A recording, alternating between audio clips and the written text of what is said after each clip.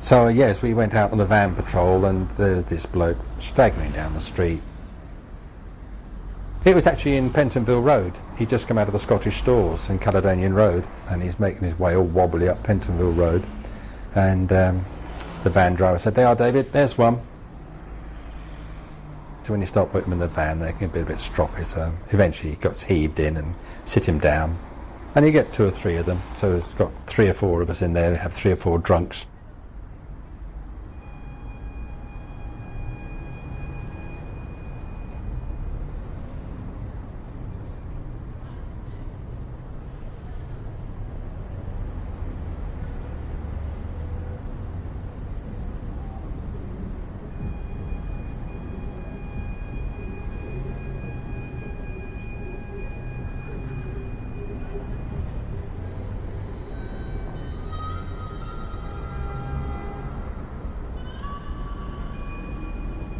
And we didn't call Euston Road the Euston Road, we called it the River Jordan. Now I'm going to cross the River Jordan and go down Somers Town.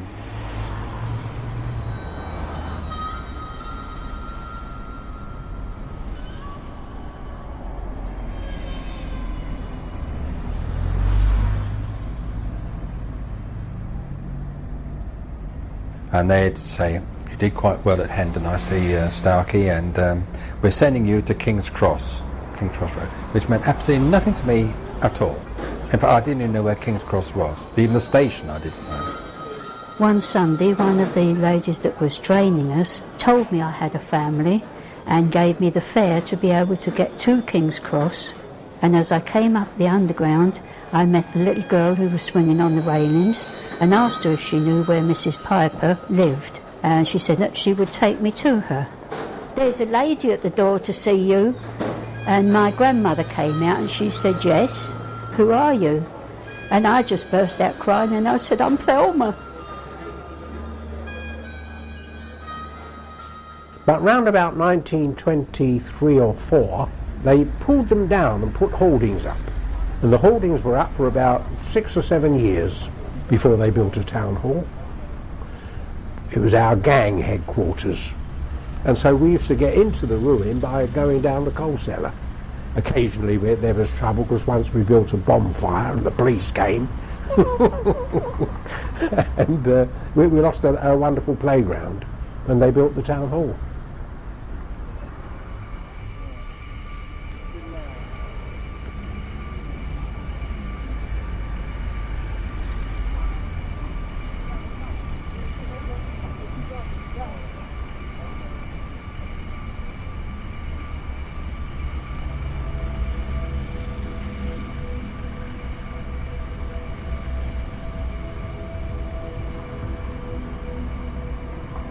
It always had a bad reputation. You were never proud to say I live in King's Cross.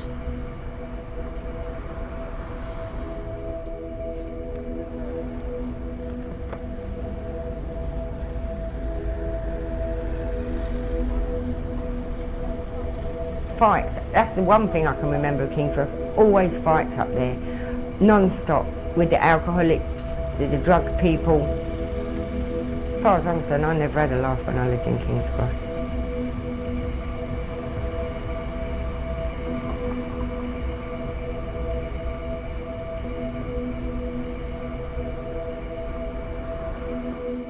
We usually a bit scared to go round to Cromer Street, but if you went to Cromer Street, you were automatically looked upon as an intruder. If you weren't careful, you might be attacked. But we had to go sometimes because in Cromer Street there was a cook shop, and a lot of our food was bought from that cook shop.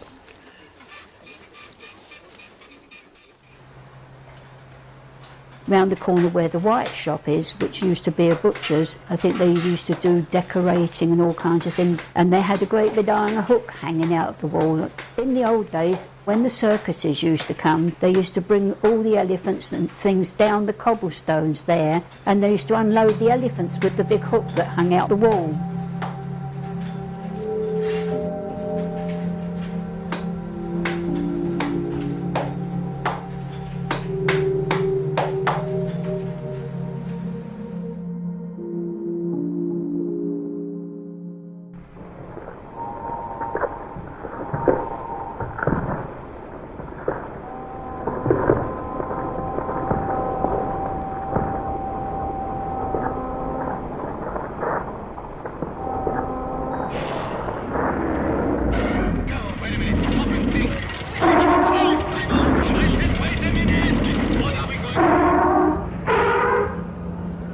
you'd have people nicking from the goods yard, and they'd stash it away somewhere, and they'd see a bloke at the coffee stall interested in some shirts, interested in some stockings, and all this sort of thing.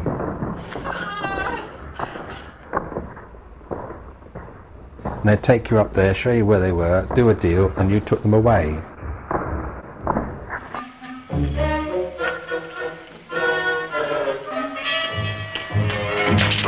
The police, they're at the house. They're actually in the house. I know. But what are you? Where are the others? The bogies brought it home for her. What did you expect?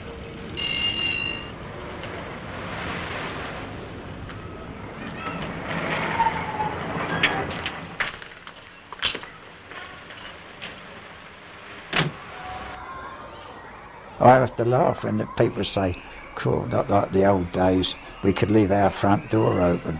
Well, of course you could leave it open, you had nothing there to pinch. You know, no one would bring their kids up in King's Cross. It was a drug-filled, prostitutes hanging out on every corner. That was how people perceived it. I don't think people perceived it as a particularly violent necessarily area, but it was full of vice. If I could choose how I died, then it would be during a Russ Meyer triple bill at the Scala. It was rough and ready. The lights never went up, so you could never quite see what you were sitting in. There was always sex there in the auditorium as well as on the screen, in the back row, in the projection box, in the toilet.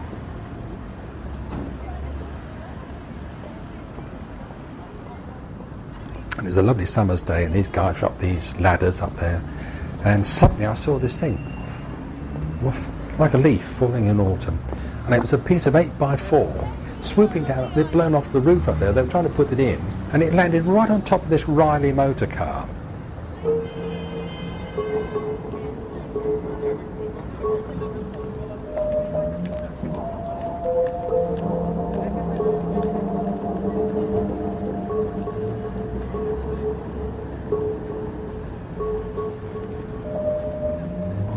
It's dying by the town hall, in ruin and decay, where the picture palace stood. Now it's like an old ashtray. I've seen it on my journeys, full of tins and cans, dressed up like a prison, some genius's plan. That's the pond by the old school yard, the pond by the new town hall. I think it was people never really understood King's Cross. I think they just felt it was kind of because of prostitutes and train stations and transit.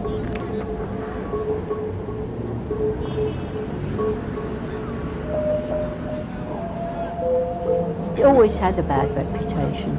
You were never proud to say I live in King's Cross.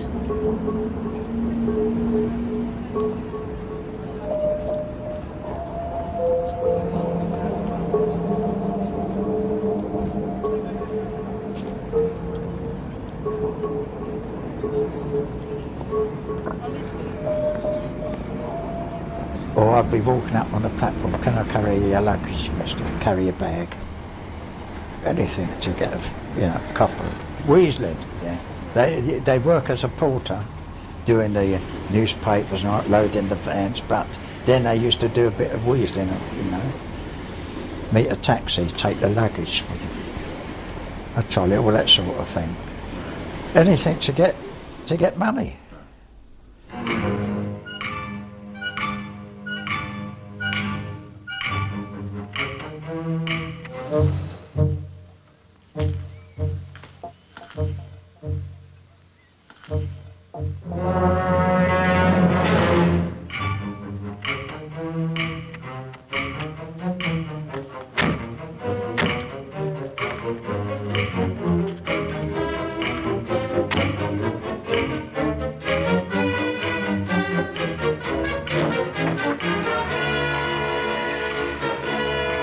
There was one murder at the back of King's Cross. Now, Harry the gun. Right. Thank you. And you just think, of all the time I've been at King's Cross, that's the only time I can think of anything near King's Cross which led to anybody being killed. killed, illegally murdered, or whatever they call it. I don't even remember a fatal accident down there.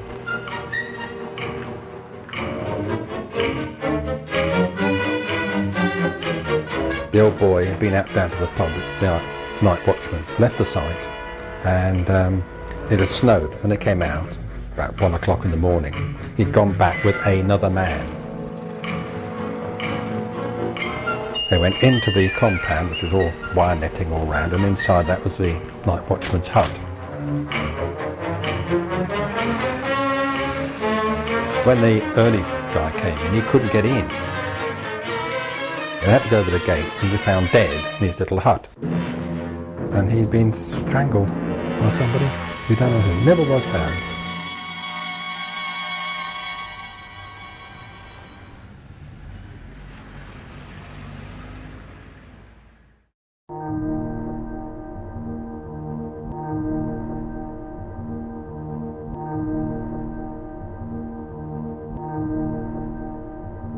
She could have shocked us all. The silly old... What you knocking her for? She done it, didn't she? We're nearly home, Louis. What can possibly go wrong now?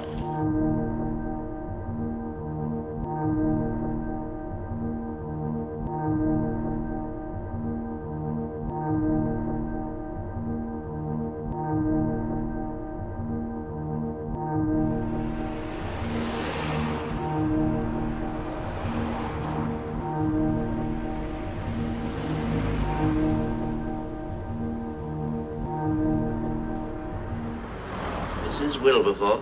Yes? I understand you have rooms to let. Good evening, Major Courtney.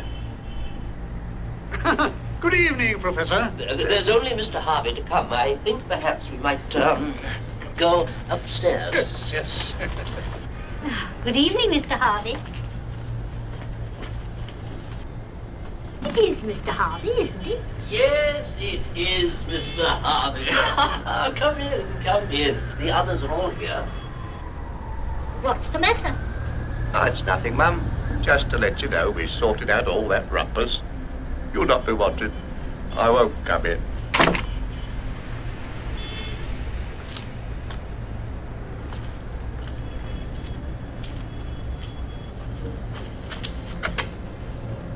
You're quite sure you're all right, Mrs. Wilbur? Of course. Down the Midland Road, we could see them standing in clusters. And, some of the boys used to shout rude things at them and they'd swear back. And some of the boys say, let's have a look at it. Things like that, which got on their nerves. And you little bastard, come here, I'll give you one round the ear,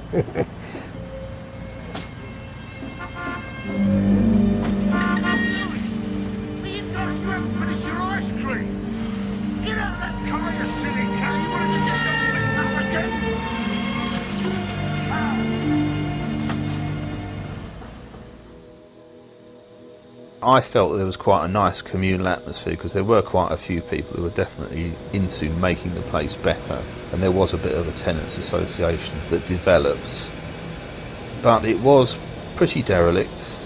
The flats were habitable but drafty, rotten window frames, an ancient gas heater that every now and then it would shoot this enormous funnel of blue flames out and incinerate everything underneath it. How we never died of carbon monoxide poisoning, probably because it was so drafty.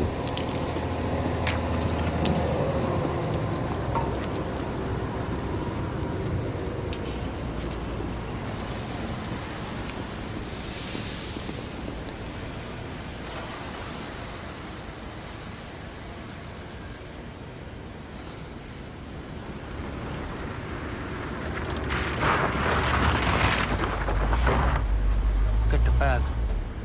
Ever since I've known him, Jay'd always be the one saying everything would be all right, and I'd always be the one going along with him. He's still saying it, and I'm still going along with him. Vitamin deficiency? Fucking hard. Only now, I know things will never be all right. All right is something that just never happens. And what was the name of that pub next to the Railway Club up there on the right? Oh, that was a Thieves' Kitchen, that was. It had a saloon bar, and the saloon bar was only used for the people who wanted to sell all their stuff that they'd stolen. They actually used to lay it out there for you to buy. You should get yourself a white cane. I can see very well, thank you. Come on. The first time I came up here, it was sunny, and it was warm, and there were kids on the street without shoes, and there were bicycles, and there were flowers, on the windowsills, and I just thought, this is not London. This is some kind of hippie paradise.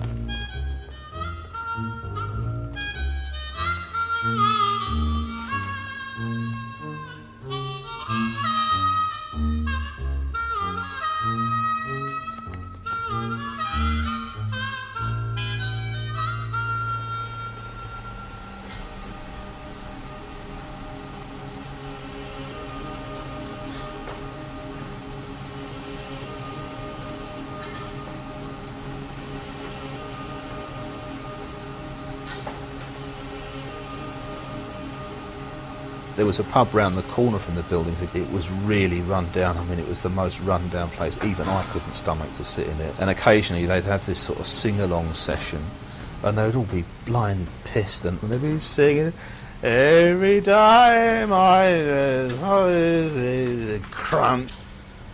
You go right and then right again. Right. Left and left. That's quicker to go right. No. It don't make no difference, does it? No, it don't, does it? All right. Go left and then left again. Right. Or then again, you could go right and right. Yeah, whatever. It's just over the back here. See ya. Here, what's your name? Wayne. Oh. What's yours? Shirley. That's Cyril. Pleased to meet you. Hello. Well, there you go then. Bye. Take care of yourself. Thanks. Bye. That's right, brother. Crept up on me, I'm afraid. Fortescue, can we talk somewhere, old chap? Somewhere away from the crowd? I mean, do you have a room? Or... Yes, it's full of girls, my lord. Yeah. They're painting it while I'm away. Here's probably as quiet as anywhere. Yes, but... Oh, girls, give us a couple of minutes, would you? Yes, your reverence. Louise, give us 2 minutes, would you, please? Now, what brings you down here? No, to talk. They've all had to close missions because they can't get the girls. Well, that's rather a feather in our cap, isn't it, my lord? Well, it's the grounds of the complaints, I'm afraid. £100 client, just do a couple of clients and I'd have my money. And then I'd go home and do the drugs at the end of the night. What's this? It's my garden, innit? Through there, look. St Paul's Cathedral. Yeah. Like a tit, isn't it? Shut up. Come and have a look at the trains. Don't go too close. It's all right. It's where Dad used to work, isn't it? I know. I know you know. You want to go on a train? Not today. No, when it's warmer. Where'd you like to go? Into Margate. You don't want to go there. We take you somewhere nice. Yeah. Ramsgate. Allgate. Harrogate. Cowangate. Watergate. Do you want to sit down? Over there, look. Where you live. Yeah, behind the gasworks. Just the industrial atmosphere surrounding it. There was, from the buildings themselves, we were right opposite the gas holders, the famous gas holders in Pancras, one of which I believe still exists. You looked over the Baldwin's, which was a fruit and veg wholesaler, which was quite busy very early in the morning when we would frequently still be awake. And just the atmosphere of this kind of little bohemian bolt hole where nobody would expect to find it. I really liked that.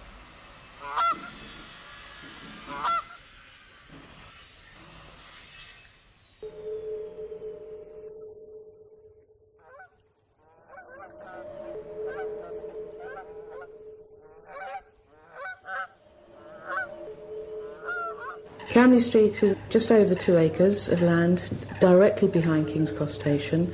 Back in the 50s, 60s it was coal yards, and some of the older visitors to the park remember the coal yards and the horses and carts up and down the road.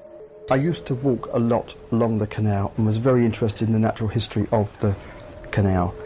And when the site was abandoned, it was fenced off with corrugated iron, and I used to cross the canal and I used to get through the fence and have a look round. Actually, wastelands are wonderful for the diversity of plants and animals that develop there.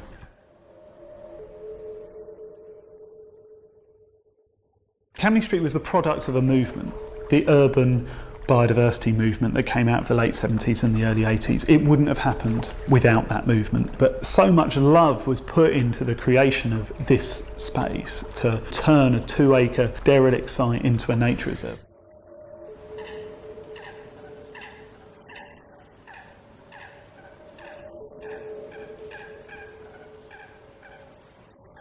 So the official opening was in May '85, and of course Ken Livingstone came along to open it.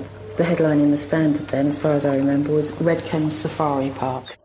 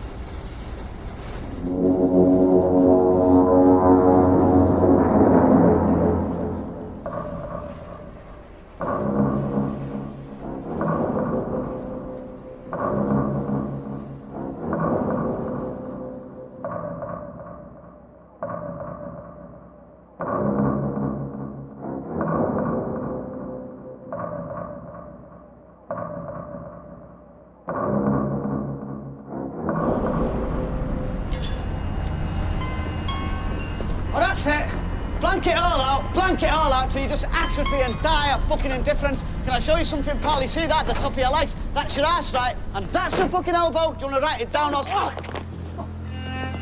Ow! Ow! Who's that supposed to be, me dad? You want to watch that, mate? I've got a dicky cyclone here. Shit. Can you come back here? Did I say ya?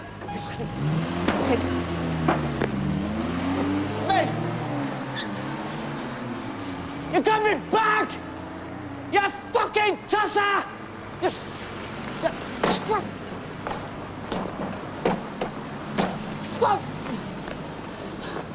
Listen, does anybody mind if I scream here? Is that okay with you? Because I'd feel better, but it won't take long. Ah! Ah! Fuck.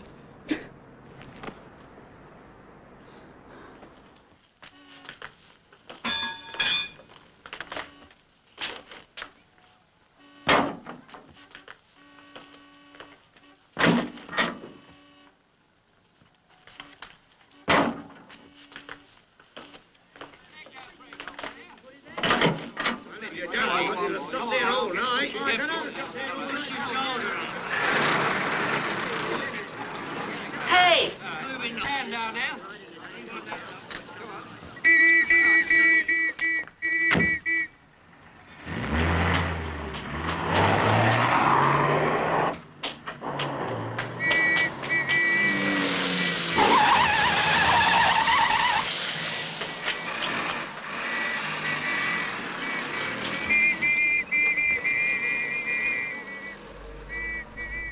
Disturbance at King's Cross.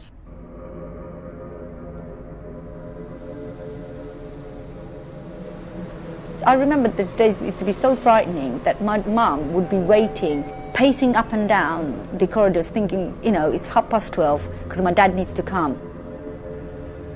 The day he doesn't have a lift, my mum used to be in tender hooks to get my dad in, you know, in case he get attacked. And what I remember, my dad did get attacked once by a group of mobs outside waiting, and there used to be quite often stories about his friends being attacked whilst they're walking, you know, late at night, let's say 12:30, solely because of the skin colour.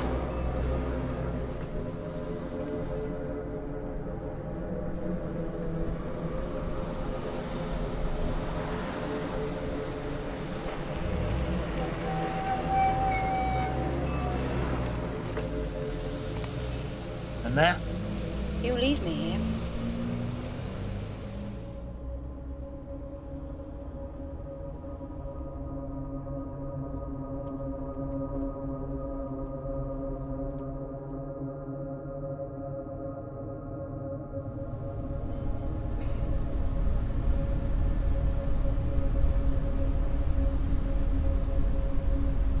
Where there's some Pancras Road is where they used the car, just go there with their carts, and you know where the trains used to come in and unload down below, where the coal merchant that they worked for, that would be his lot, and they'd have to shovel it into them black bags and load it onto their cart. You know, bloody 100 plates of coal, all black. Go and deliver it. And outside the basements of the houses was a hole. Have you seen them outside some days still to this day? That's where they were chipped down into the basement.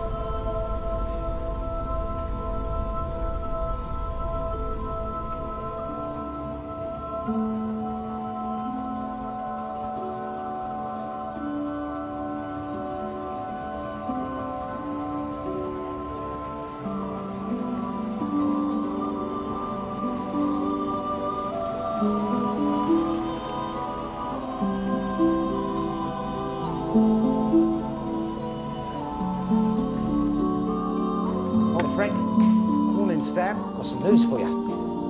What? We had a ceremony of blessing of our marriage in St Pancras Old Church the week after we were married, and it is lovely. That church is an ancient site. There's been a church on there since, I can't think, isn't it something like 300 AD? It is astonishingly early, and the cemetery is lovely, really is beautiful. I can't imagine how amazing it must have been before they ploughed it all up for the railway.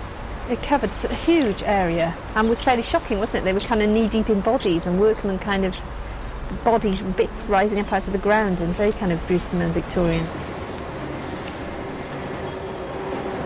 This is my old bedroom up here. Yeah. There's mine, look. Oh, yeah. I wanted curry and chips, but Oh, I'm sorry. I mean, a coincidence is one thing, you know, but this is a joke, isn't it? What are you doing here? open top bus. Ricky? Plus they're seeing men.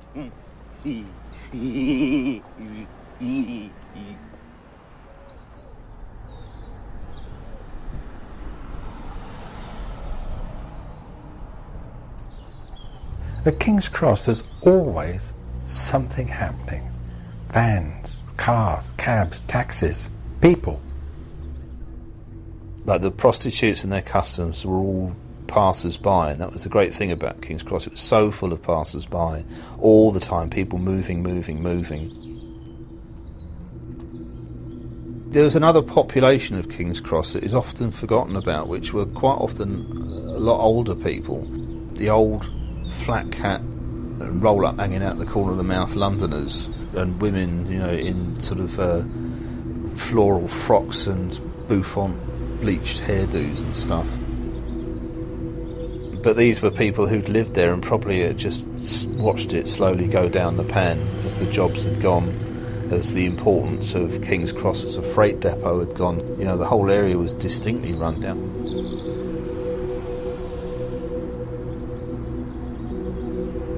There was no good having any idea, because there was nothing for you to do. There was no work. I don't want to believe it, but there was nothing.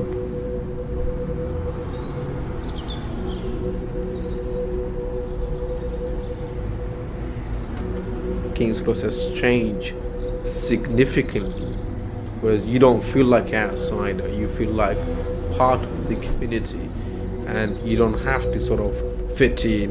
You could be who you are and you'll be accepted.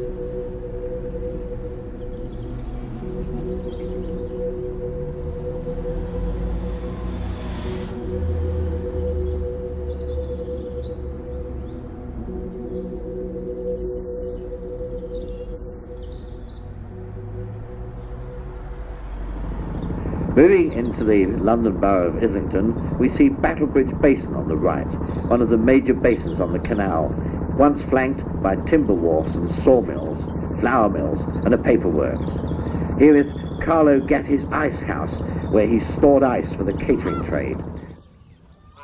And there used to be lots of lorries come out from the stations, and we'd jump on the back of them and get a free ride, drop off when we got to the other end.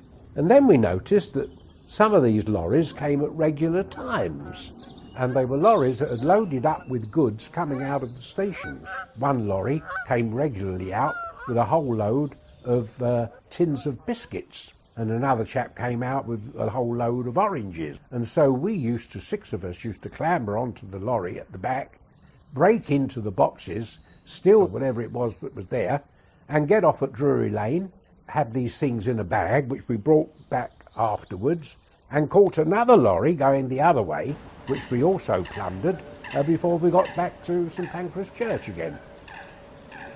It's just not like it used to be, Charlie. I mean, we're working for a new breed. All those guns and violence. I mean, look at poor old Louis. That was an accident. You're going to eat those French fries? It's getting like America now. Ever since Case took over the firm. I mean, none of us ever used to carry guns. In the old days, when we nicked something, no one got hurt, and no one lost anything very much. The insurance companies did. Thing, your needle, whatever you call it. Yeah, well, of course, I'm a professional. I come here just to sit. It calms me down. Look, I hope this doesn't sound rude or stupid, but do you have a man? Get away, walk down the canal. Me, because my husband would be out drinking. And I used to get the girls, and they used to get on their bikes and ride along, and we'd go down the canal and just sit down there, because I love water. I love the sound of it. I love to just sit. It's just so relaxing for me. So I just used to take the kids up there, which was nothing for them, really. They enjoyed themselves riding up and down on their bikes and that, but I just used to go and sit down there and look at the dirty canal and, when I think about it now, it's horrible. Just sitting there looking at the canal.